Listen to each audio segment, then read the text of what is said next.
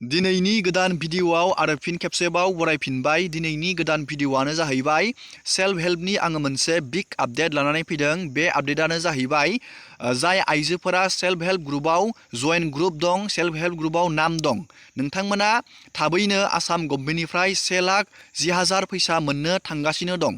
नोंथांमोना बे फैसाखौ बोरै मोननो हागोन आरो सोरबायदि मानसिया बे फैसाखौ मोननाय नङा, आं नैबे भिडिअआव A to Z देखायगोन। नोंथांमोना बेबायदिनो गोदान गोदान आपडेट डिटेल्स स्किम डिजिटेल खौरां मिथिबाय थानो थाखाय चेनेलाव गोदानबा चेनेलखौ साबस्क्राइब खालामबानो जाबाय। दानिया जोङो नायगोन, आङो नैयाव सेल्फ हेल्प ग्रुपनि मोनसे लिस्टखौ बेखेवदों। नोंथांमोना बेयाव नायनानै लाबानो जाबाय सोरबायदि मानसिया फैसाखौ मोनगोन। आङो नैबेयाव खिथिगोन नोंथांमोननो। नोंथांमोननि डाटाया बेयाव गासैबो अके थानांगोन। नोंथांनि मेम्बार कड, मेम्बार नेमाव नोंथांनि नामा थागोन, फादार हासबेन्ड नामाव नोंथांनि बेयाव फादार आरो हासबेन्डनि नामा थागोन, नोंथांनि जेन्डार, ससियेल केटेगरि, डिसेबिलिटि आरो बेयाव रिलिजन, APL BPL आरो IP केटेगरि नोंथांनि बियो गासैबो अके थानांगोन। बेयाव बेबायदि गासैबो नोंथांनि डाटाया बेबायदि गासैबो फुलफिल अकेबा नोंथाङा बेयाव रांखौ मोननो हागोन। आसाम गभर्नमेन्टआ सोनो लागा रांखौ नोंथाङा मोननो हागोन। आसाम गभर्नमेन्टआ ग्रुपआव 1,10,000 नोंथांनो फैसा सोगोन। नोंथाङा सासेयाव 10,000 नोंथाङा फैसाखौ मोननो हागोन।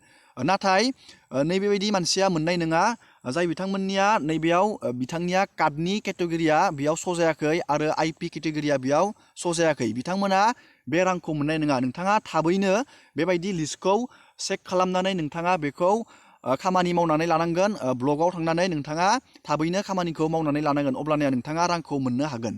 दानिया बेबायदि बाथ्राखौ सोर बुंदों, रां होनायनि बाथ्राखौ सोर बुंदों, जोङो बेखौ गिबियावनो नायग्रोना लादोनि।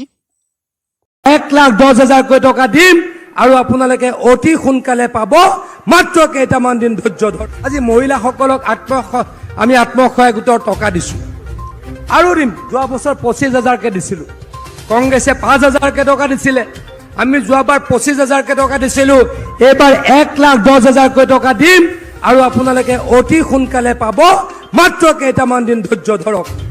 নিজৰ নিজৰ একাউণ্টত এইবাৰ 1,000 টকা পাব। তাৰ ওপৰত একোজনী মহিলাই 11,000কে পাব আৰু আত্মসহায়ক গোটটোৱে কিমান পাব, টোটেল কৰি দিলে 1,10,000 পাব। এয়া আমাৰ প্ৰতিশ্ৰুতি, এই প্ৰতিশ্ৰুতি পাব। दानिया जोङो मिथिना मोनबाय बे बाथ्राखौ सोर बुंदों।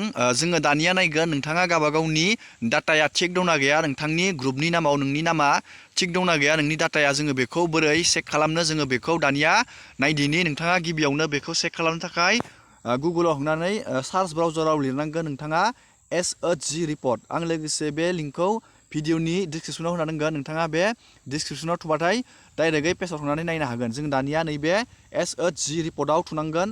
गिबि पेजावनो जोङो बेयाव थुबाय।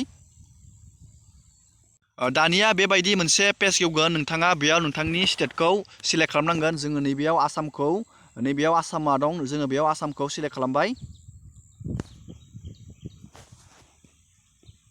जोंनिया दानिया बेयाव मोनसे पेज गेवबावगोन। नोंथाङा बेयाव गावबा गावनि डिस्ट्रिक्टखौ सिलेक्ट खालामनांगोन। जोङो बेयाव मोनसे डिस्ट्रिक्टखौ सिलेक्ट खालामबाय। जोङो बेयाव चिरां डिस्ट्रिक्टखौ जोङो बेयाव सिलेक्ट खालामबाय।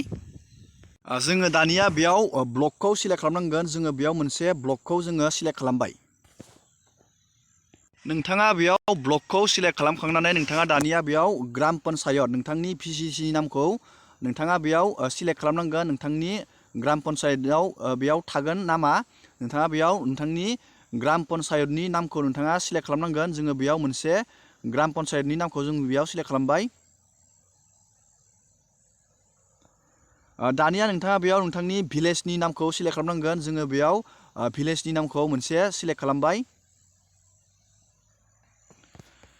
दानिया बेयाव नोंथाङा नुनो मोन्दों ग्रुप नेम, सेल्फ हेल्प ग्रुपनि नोंथाङा बेयाव नामखौ नुनो मोन्दों। नोंथांनि ग्रुपखौ बेबायदि नागिरना लाबानो जाबाय नामखौ। नैबेयाव जोङो मोनसे ग्रुपनि नामाव थुबाय। दानिया जोंनिया ग्रुपनि नामाव थुनाय लोगो लोगोनो बेबायदि मोनसे डाटा गेवगोन। नोंथाङा बेयाव खैजन ग्रुप दं, नोंथाङा बेयाव नायना लाबानो जाबाय। नोंथांनि मेम्बार कड, नोंथांनि मेम्बार नेम, फादार हासबेन्ड नेम, जेन्डार, ससियेल केटेगरि, साब केटेगरि, नोंथाङा बेबायदि गावबा गावनि नामखौ चेक खालामनानै लाबानो जाबाय। नोंथाङा नैबायदि गिबियावनो नोंथाङा स्टेटखौ, नोंथांनि स्टेटखौ सिलेक्ट खालामनांगोन। बेनि उनाव नोंथांनि डिस्ट्रिक्ट, बेनि उनाव नोंथांनि ब्लक, नोंथांनि VCDC, नोंथांनि गामिखौ नोंथाङा सिलेक्ट खालामनानै बेबायदि चेक खालामनानै लाबानो जाबाय। नोंथाङा जुदि बेयाव नोंनि नामा जुदि कारेक्ट दंबा नोंथाङा आसाम गभर्नमेन्टनि सोनो लागा रांखौ नोंथाङा मोनगोन। दिनैनि भिडिअखौ आङो बेखिनियावनो फोजोबबाय। नोंथांमोना भिडिअखौ मोजां मोनबा लाइक खालामबानो जाबाय आरो बेबायदिनो गोदान गोदान आपडेट मिथिनो थाखाय चेनेलाव गोदानबा चेनेलखौ साबस्क्राइब खालामबानो जाबाय। एसेनोसै दिनैनि भिडिअआ।